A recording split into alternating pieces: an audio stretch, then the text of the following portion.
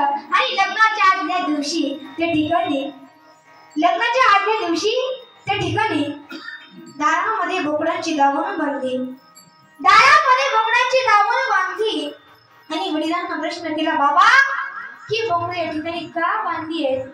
त्यावेळेस तिचे वडील सांगतात, बाळा उद्या तुझं लग्न आहे. हो बाबा, उद्या माझं लग्न आहे, परंतु माझ्या लग्नाचा आणि या बोकडांचा काही संबंध? त्यावेळेस तिचे वडील सांगतात, अरे बाळा उद्या तुझं लग्न आहे आणि तुझ्या लग्नामध्ये सर्व नातेवाईकांना, सर्व आपल्या पाहुण्या रावळ्यांना या बोकडाचं मांस खाऊ घालावं लागणार आहे. पाहुणे मंडळी कोण? हे वराड. महाराज या वराडाला एवढा खायचा ना. लग्नामध्ये किती गोडवा आहे ते कधीच बघणार नाही, परंतु खायला नीट केलं की नाही ते अगोदर बघतात. जे खाण्यावरून नाक डोळे पडतात ना, चला समजावं हे वराडच आहे. पाहुणे रावळे आपले नाराज होतील जर त्यांना हे मांस खायला मिळालं नाही, तर आपले पाहुणे रावळे या ठिकाणी नाराज होतील. काय करावं विचार केला. अख्खी रात्र विचारामध्ये गेली. अरे जर माझ्या एकटीच्या लग्नामुळे एवढ्या सर्व बोकडांचा जर बळी जात असेल तर मी लग्न न केलेलं काही वाईट आहे, कारण की मनाने निर्मळ होती. विचार केला, सर्वांना त्या ठिकाणी झोपून दिलं. शांत झोपले सर्वजण आणि सोडलं ना महाराज तिने घर. कुठे गेले? कुठल्या गावामध्ये नाही गेले, तर दूर जंगलामध्ये गेली आणि जंगलामध्ये एका झाडावरती लपून बसली. आणि त्या ठिकाणी विचार केला, अरे माझे पिता, माझे वडील या ठिकाणी मला सर्वांना शोधण्याकरता पाठविलं. सर्व नातेवाईक मला बघण्याकरता येतील, झाडाचं पान मला शोधून काढतील. म्हणून तिथून खाली आली आणि मेलेल्या उंटाच्या पोटामध्ये त्या ठिकाणी दडून बसली. सर्व नातेवाईक आले, पाहून गेले. तिला कळालं. मग बाहेर आली आणि हिने धाव घेतली संतांच्या आश्रमाकडे, संतांच्या झोपडीकडे हिने धाव घेतली. आणि त्या ठिकाणी परंतु मनामध्ये भीती जागी झाली. अरे आपण अगोदरच हलक्या जातीमध्ये जन्माला, क्षुद्र जातीमध्ये आपला जन्म झाला, संत आपल्याला जवळ करतील की नाही त्याची मनामध्ये भीती वाटू लागली. काय करावं म्हणून चोरून संतांची सेवा करू लागली. ज्या वाटेनं संत चालायचे त्या वाटेवरती फुलं टाकायची. ती वाट आपल्या हाताने त्या ठिकाणी झाडून काढायची. का? कारण की मनाने निर्मळ होती. वाट आपल्या हाताने झाडून काढायची. आणि एक वेळेस संतांनी विचार केला, अरे रोज माझी एवढी सेवा कोण करत असेल? आणि तिला बघितलं आणि तिला फार घाबरली.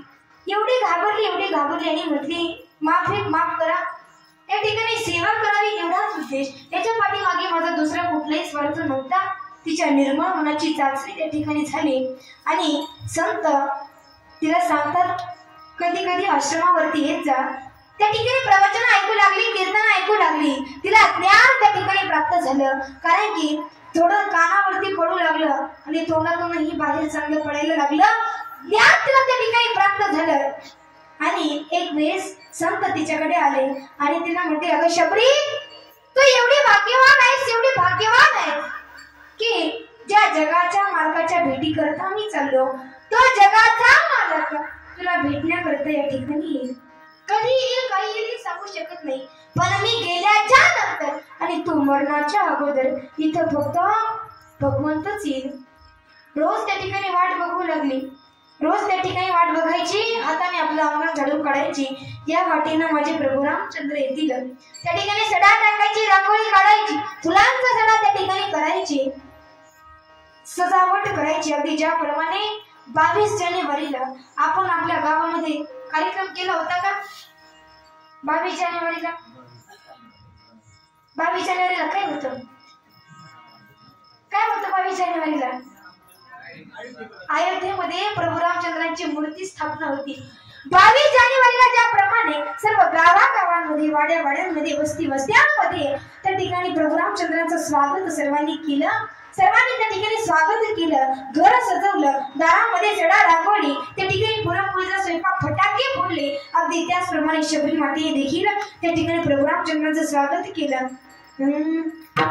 सजा दो घर को गुलशन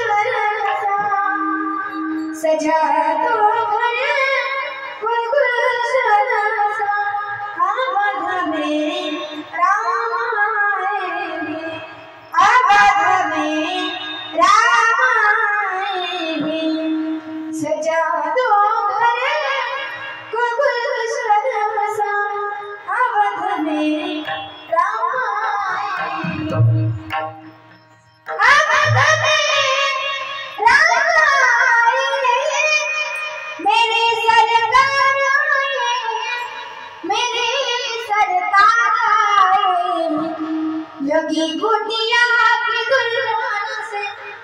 लगी कुटिया भी दुल्हन से मेरे सरताज आई, सजा दो घर को गुलशन सा आबाद में राम आए।